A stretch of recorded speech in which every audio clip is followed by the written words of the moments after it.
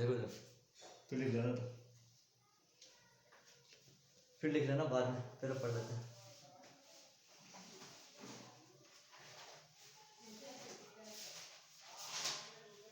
देखो चैप्टर का नाम है तत्वों का वर्गीकरण। अच्छा, तत्वों का वर्गीकरण क्यों करना जरूरी है? वो क्यों कर रहे हैं तत्वों का वर्गीकरण? ताकि अलग से पहचाना जा सके। तत्वों को पहचाना जा सके। जैसे कि अपन क्या जाते हैं, हम उसमें जाते हैं होलसेल मार्केट में जाते हैं, तो वहाँ पर क्या होती है, ऐसे थोड़ी बोलते हैं दुकानदार से कि भैया शक्कर किधर रखी हुई है, भैया तेल किधर रखा हुआ है, ऐसा बोलते हैं क्या हुआ, सब चीज़ें कैसी जम हुई है एक तरफ से। अपन को पता हो ना कि यहाँ से तेल उठाना है, यहाँ से शक्कर उठाना है, और यहाँ से साबुन उठाना है, सब चीज़ें क्या हुई एक तरफ से जमी हुई है।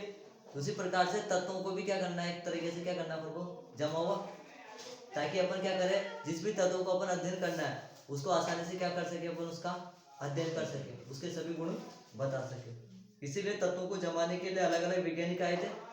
पहला वैज्ञानिक आया था डोबेराइनर। डोबेराइनर ने ट्रिक का नियम दिया था। डोबेराइनर के अनुसार डोबेराइनर तीन तीन तत्वों के समूह बनाए थे, जिनके भौतिक और रासायनिक गुणधर्म क्या थे, समान थे। तो डोबेराइनर ने क्या बोला, जैसे कि लिनाइट, उसने क्या दिया था, लिनाइट की कार, स्कूटर, बाइक, ये दी थी ना उसने तीन तीन तत्व, लिथियम, सोडियम और पोटेशियम। उसने क्या बोला था, जो मध्य का जो तत्व होता है उसका परमाणु भार शेष दो तत्वों के परमाणु भारों के क्या होता है, औसत के बराबर होता है, नहीं होता। लिथियम का 7 होता है, नहीं होता कि लिथियम का परमाणु भार 7, और पोटेशियम का 39 बताया था मैंने, और सोडियम का 23 बताया था। जब आपने 7 और 39 को जोड़ा था तो 46 आया था। 46 में 2 का भाग लगाया था तो क्या आया था, 23, जो कि बीच के तत्व का परमाणु भार है कि नहीं है। उसी प्रकार से नीचे वाले का हो जाएगा, क्या था, पहले तो लिथियम, सोडियम, पोटेशियम, नीचे वाला क्या था, car, scooter, bike, calcium, scandium और बिस्मिथ। अच्छा, इसके बाद में फिर नीचे आते हैं अपन, नीचे आया तो क्या था, फिर कल बार आई, क्लोरीन, ब्रोमीन और आयोडीन। कोई दिक्कत ही नहीं है इसमें तो। अच्छा, लेकिन ये इसकी कमी क्या आती है, केवल 3 ही ट्रिक बता पाया, 3 ही ट्रिक बना पाया, इससे ज्यादा ट्रिक नहीं बना पाया। जबकि तत्व कितने अपने आउटस्टैंडिंग 118, फिर बाकी तत्व खा गए। उसके बाद फिर कौन आए थे, न्यूलैंड आए थे। न्यूलैंड ने दिया न्यूलैंड का अष्टक का नियम। तो न्यूलैंड के अष्टक के नियम के अनुसार न्यूलैंड ने, जब न्यूलैंड आया था ना, उस समय प्रकृति में कितने तत्व थे, केवल और केवल 56। ठीक है, तो न्यूलैंड ने बोला कि तत्वों को क्या करा, उसने भी परमाणु भारों के बढ़ते हुए क्रम में व्यवस्थित करा। अब उसने भी ऐसे ही करा था, डोबेराइनर ने भी तो बढ़ते हुए क्रम में जमाया था परमाणु भारों को। लिथियम का कितना था, 7, सोडियम का 23 था, पोटेशियम का कितना था, 39, तो बढ़ते हुए परमाणु भार। इसने भी वही रिपीट करा, इसने भी तत्वों को उनके परमाणु भारों के बढ़ते हुए क्रम में ही जमाया। लेकिन इसने बोला कि 7 तत्वों के बाद जो 8वां तत्व आता है, वो पहले तत्व के समान गुणों में क्या प्रदर्शित करता है, समानता। जैसे कि संगीत में सारे गामा पा धा नि सा, 7 स्वरों के बाद 8वां स्वर पहले स्वर जैसा आता है। अच्छा, लेकिन ये फेल क्यों हुआ, ये पोटेशियम और कैल्शियम तक ही, जो पोटेशियम और कैल्शियम के बाद में जो तत्व आए ना, वो पहले तत्व से मिलान नहीं कर रहे थे। मतलब जो तत्व आ रहा ना 8वें नंबर का तत्व, वो पहले तत्व के समान नहीं था, इसलिए क्या हो जाता है, फेल। मेंडलिक जो था ना न्यूलैंड का अष्टक का नियम, इस कारण क्या हो गया, ये फेल हो जाता है। उसके बाद फिर आता है अपन कौन, मेंडलिक। मेंडलिफ ने बताया था, इसने आवर्त सारणी बनाई थी मेंडलिफ ने। जब मेंडलिफ आया था ना, उस समय कितने तत्व थे प्रकृति में, 63 तत्व। कितने थे, 63। और जो उसने उसके समय, वो क्या न्यूलैंड था, उसके समय कितने तत्व थे, 56। और न्यूलैंड ने यह भी बोला था कि प्रकृति में 56 ही तत्व है, और बाकी इसके अलावा कोई तत्व नहीं है, न ही नए तत्वों की खोज होगी। जबकि अभी वर्तमान में कितने तत्व है, 158। तो न्यूलैंड तो वही गलत साबित हो गया। उसने तो बात कर दी कि 56 ही तत्व है, आगे तत्व भी नहीं होंगे। और उसने ये भी बोल दिया कि जो उत्कृष्ट गैसें होती है ना, अपन देखते हैं लास्ट 18 ग्रोहीना, नीना और करीना की जेरोक्स श्रृंगी, वो कोई तत्व ही नहीं है, ऐसे तत्व ही नहीं होता है। लेकिन फिर बाद में जब इनकी खोज हुई तो पूरी की पूरी क्या हो गया, न्यूलैंड फेल हो गया। नहीं आया समझ में न्यूलैंड फेल कैसे हुआ। न्यूलैंड के फेल होने का कारण है, उसने बोला पोटेशियम और कैल्शियम तक ही, उसने जो बोला वो कथन लागू हुआ। मतलब 7 तत्वों के बाद 8वां तत्व के जो गुणधर्म होते हैं वो समान होते हैं, तो पोटेशियम कैल्शियम के बाद ऐसा कुछ नियम नहीं है। ठीक है, पहली बात। सेकंड बात क्या थी, उसने बोला था कि प्रकृति में केवल कितने तत्व है, 56 तत्व है। तो फिर बाद में जैसे नए नए तत्वों की खोज होनी शुरू करी कि 118 तत्व हो गए, तो वैसे फेल होने वाला है। उसके बाद में उसने बोला था कि उत्कृष्ट गैसें कोई नहीं है। उस समय उत्कृष्ट गैसों की खोज हुई थी, बाद में हुई थी उत्कृष्ट गैसों की खोज, लेकिन जैसे उत्कृष्ट गैसों की खोज हुई तब भी फेल हो गया।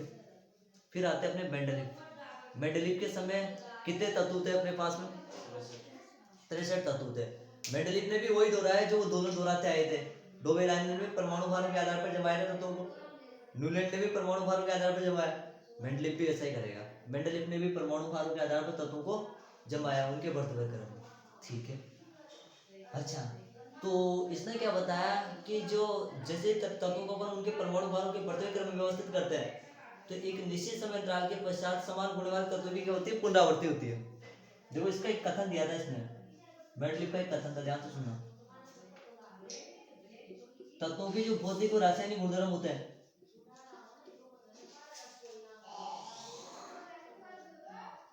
ये कथन याद जरूर कर लेना मेंडलीफ का।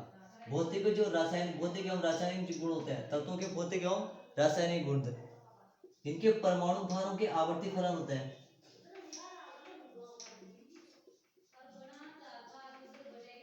परमाणु भारों के क्या होता है?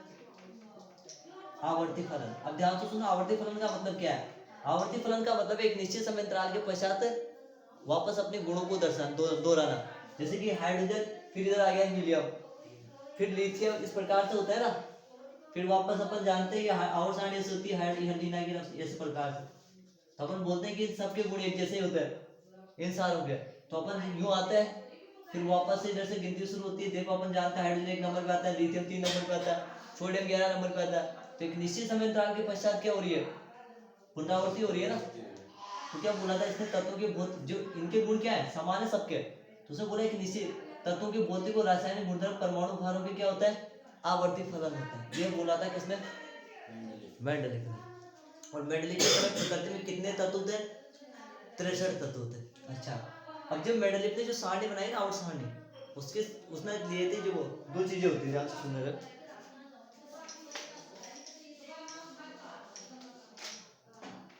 देखो सर, अपन ने गणित में पढ़ा ना इस प्रकार से, ये होता है एक्स एक्सिस और ये क्या होता है? Y axis.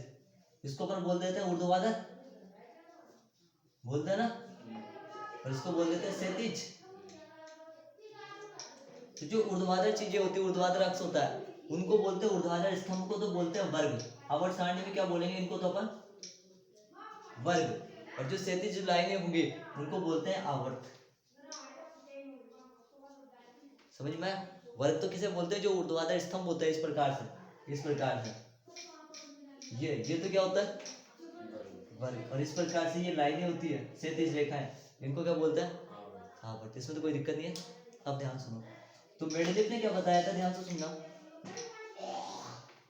जो मेंडलीफ था, इसने बोला कि इसकी आवर्त सारणी में कितने 1 2 3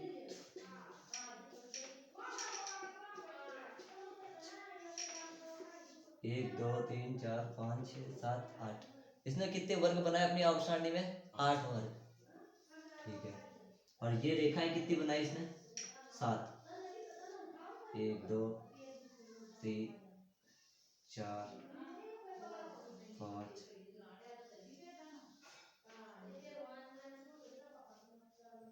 1 2 3 4 5 6 होगी। देखो, तो इसने क्या करा था? वर्ग तो कितने बनाए अपनी आवर्त सारणी में? 8। और आवर्त कितने बनाए? 7। अब याद रखना, इसने प्रत्येक वर्ग को 2 भागों में बांटा था इसने। ये पहला वर्ग है ना, इसको फर्स्ट लिख देंगे, रोमन संख्या में से लिखेंगे, second, third, fourth, fifth, sixth, seven. ये कौन सा हो गया? तो इसने इस अपने एक वर्ग को 2 भागों में बांट दिया, ए और 2 भागों में बांट दिया, ए और बी में। सारे को कितने कितने भागों में बांट दिया इसने? इन्हें उपवर्ग बोलते हैं।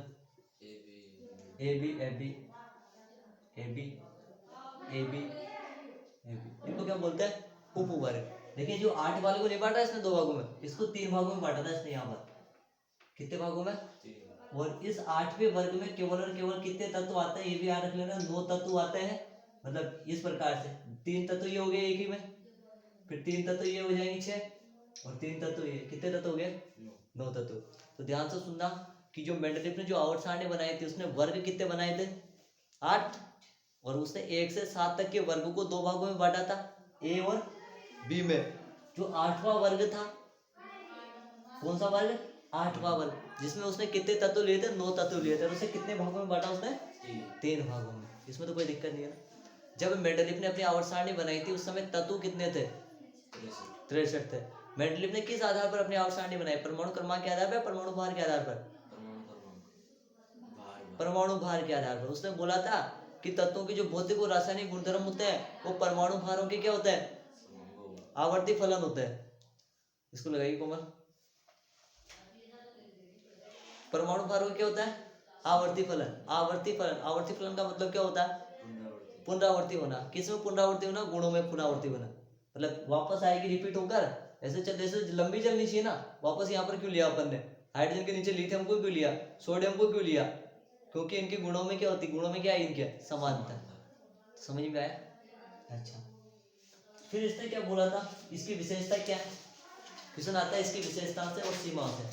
ये तो समझ में आ गया मेंडलीफ ने कैसे क्या करा था, कैसे क्या लिखा था, आवर्त सारणी कैसे बनाई थी, इसमें तो कोई दिक्कत नहीं आनी चाहिए। अच्छा, विशेषता क्या है? पहली विशेषता यही है, इसने तत्वों को परमाणु भारों के बढ़ते हुए क्रम में जमाया। बढ़ते हुए क्रम में जमाया ना। अच्छा, इसने क्या करा था? अपनी आवर्त सारणी में जो तत्व इसको पता नहीं थे, ज्ञात नहीं थे उस समय, तो उसने उनके लिए क्या छोड़ दी? खाली जगह, जिससे बाद में पता चला तो वो क्या हुआ? ज्ञात हो गया। उनको उन स्थानों में क्या कर दिया गया? फिर भर दिया गया। और इसने जो अक्रिय गैसें होती है ना अपनी, जिसको मैंने क्या बोला था? उत्कृष्ट गैसें, हीना, दीना और करीना की जो रंगीन, उनके लिए भी क्या छोड़ी थी? खाली स्थान छोड़ा था। तो जैसे बाद में उनको जैसे खोज हुए उनके, तो उनको इनमें बिना परिवर्तन के आवर्त सारणी में उन्हें भी क्या कर दिया गया? जमा दिया गया। तो ये क्या है? इस आवर्त सारणी की विशेषताएं तो है। क्या क्या विशेषता है? ध्यान से सुनो वापस। सबसे पहले तो उसने बढ़ते हुए परमाणु भारों की क्या करी? पालना करी। सेकंड बार उसने कुछ तत्वों की भविष्यवाणी भी की, जिनकी बाद में क्या हुई? फिर खोज हुई, और उन्हें उस आवर्त सारणी में क्या कर दिया गया? जमा दिया गया। और उत्कृष्ट गैसों की मेंडलीफ के आवर्त सारणी में बिना परिवर्तन के रखा। क्यों रखा? क्योंकि उसने क्या छोड़ दिए थे? वहां पर खाली स्थान छोड़ दिए थे। अच्छा, सीमा क्या है? देखो ध्यान से सुनना।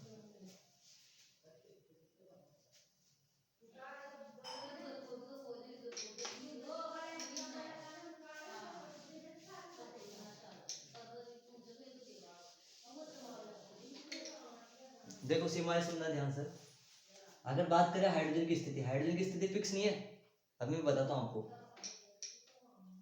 फर्स्ट में आता है हलीना की रब, ये आता है ना पहले ग्रुप में, और आपको एक ग्रुप और पढ़ा होगा आपने।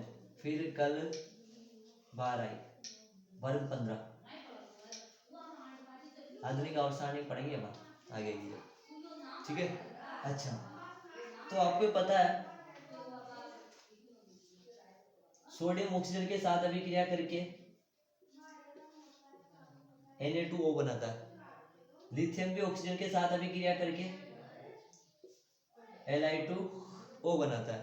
उसी प्रकार से पोटेशियम भी ऑक्सीजन के साथ अभिक्रिया करके K2O बनाता है। ठीक है, बहुत बढ़िया।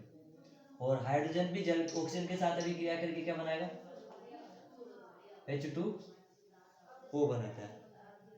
ठीक है, अब ध्यान से सुनो इधर। अब बात करते हैं इस चीज की। अपन यहाँ पर अपन को पता है कि कार्बन क्लोरीन के साथ अभिक्रिया करके क्या बनाएगा? CCl4।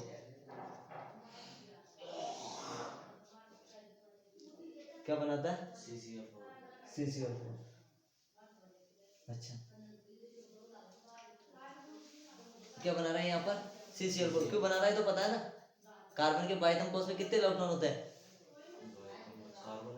हाँ, 4। वैलेंसी कितनी होती है? 6 नहीं होती है, वो 4 होती है ना। 2 और 4, 4 जो बाह्यतम कोश में इलेक्ट्रॉन होते हैं कितने होते हैं? 4। वही तो उसकी वैलेंसी होती है। अब ध्यान से सुनो इधर। कार्बन क्लोरीन के साथ अभिक्रिया करके CCl4 बनाता है, और कार्बन हाइड्रोजन के साथ अभिक्रिया करके क्या बनाएगा? CH4 बना सकता है नहीं बना सकता है? बनाता है ना। बनाते ही बना नहीं सकता क्या? मेथेन नहीं बनती है CH4। कार्बन हाइड्रोजन के साथ अभिक्रिया करके CH4 नहीं बनती है, बनती है। तो सिंपल सी बात है, फिर हाइड्रोजन को यहाँ पर भी तो रख सकते हैं, कार्बन फैमिली में भी तो अपन नहीं रख सकते क्या? देखो इधर, कार्बन फैमिली क्या है? कहे सीताजी सुनो। तो ध्यान से सुनो इधर। कार्बन की अपन ने क्लोरीन के साथ अभिक्रिया कराई तो क्या बना? CCl4 बना। और अपन कार्बन की हाइड्रोजन के साथ अभिक्रिया कराएं तो क्या बनता है? सॉरी, इसको ये याद करना, अभी क्या लिखा था आपने? फिर कल 12 है ना, कल 12। देखो ना, कार्बन क्लोरीन के साथ अभिक्रिया करके क्या बनाया? CCl4। और कार्बन हाइड्रोजन के साथ अभिक्रिया करके क्या बनाएगा?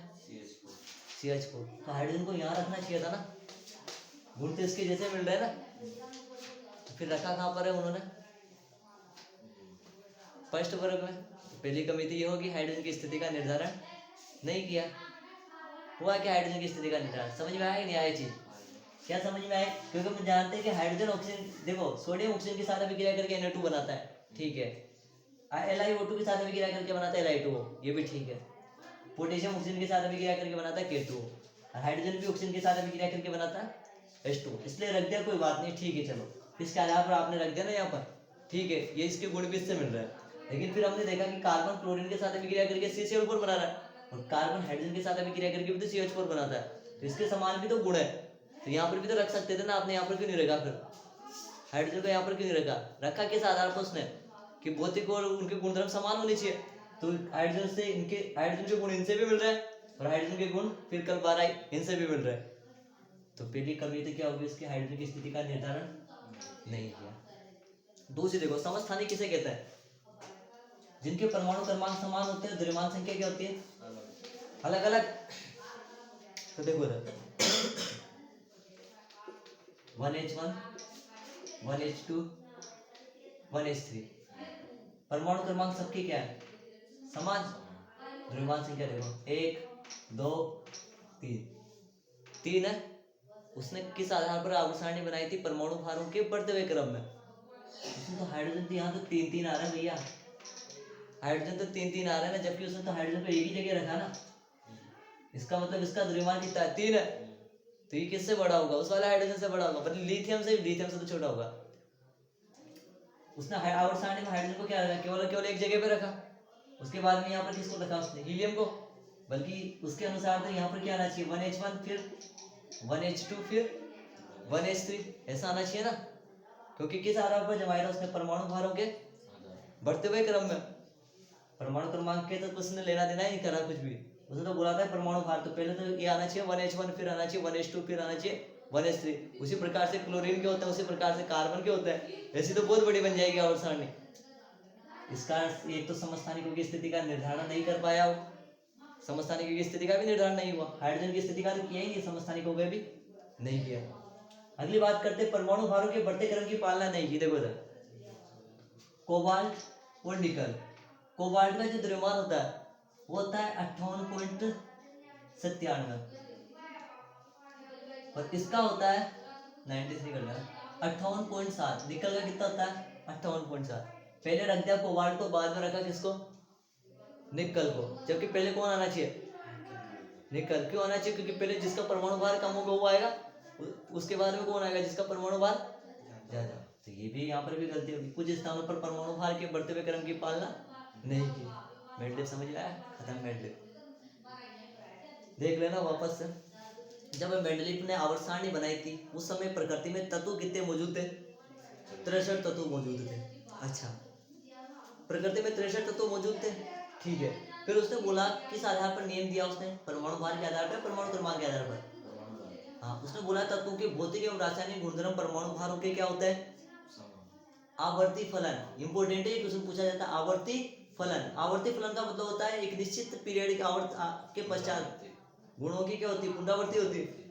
अच्छा, तो उसने बता दिया, इस आधार पर उसने तत्वों को जमा दिया, ठीक है भाई। उसने अपनी आवर्त सारणी में कितने वर्ग बना दिए?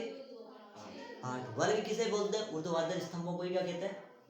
वर्ग कहते हैं। 8 वर्ग बना दिए। 1 से 7 तक के वर्ग को कितने भागों में बांट दिया उसने? 2 भागों में, ए और बी में। 8वां वर्ग 3 भागों में बटा हुआ था। आवर्त कितने थे उसकी आवर्त सारणी में? 7 थे, ठीक है। अब उसकी विशेषता क्या है? विशेषता वही है, इसने परमाणु भारों के बढ़ते हुए क्रम की क्या करी? पालना करी। सेकंड बात क्या करी उसने? उसने क्या करा? कुछ तत्वों की भविष्यवाणी भी कर दी, जिनकी बाद में क्या हुई थी? खोज हुई थी, और उसने अपने आवर्त सारणी में उनके लिए क्या कर दिया? रिक्त स्थान छोड़ दिए थे। और उसने उत्कृष्ट गैसों के लिए भी रिक्त स्थान छोड़ देते हैं जो बाद में जाके उनको भरने में कोई तकलीफ नहीं है अपन को। सफलता है ना इसकी। अच्छा विशेषता ये। अच्छा कमियां क्या रहेगी? हाइड्रोजन की स्थिति को नहीं बता पाया। अपन को पता है हाइड्रोजन के गुण पहले वर्ग से भी मिलते हैं और 15वें वर्ग से भी मिलते हैं। 15वां वर्ग बोल तो फिर कल 12 आई। अच्छा समस्थानिकों की स्थिति का निर्धारण नहीं कर पाया। समस्थानिक का मतलब क्यों? क्योंकि अपन जानते हैं इसने आवर्त सारणी में तत्वों को कैसे जमाया था, परमाणु भारों के बढ़ते हुए क्रम। लेकिन हाइड्रोजन को तो एक ही जगह जमा उसने, जबकि हाइड्रोजन के कितने समस्थानिक होते हैं? 3, 1H1, 1H2 और 1H3। सबके द्रव्यमान अलग अलग होते हैं, मतलब सबको अलग अलग जगह जमाना चाहिए था उसने, लेकिन उसने ऐसा किया। कुछ स्थानों पर आवर्त सारणी में उसने परमाणु भारों के बढ़ते हुए क्रम की पालना नहीं की। खत्म। लिख लिया?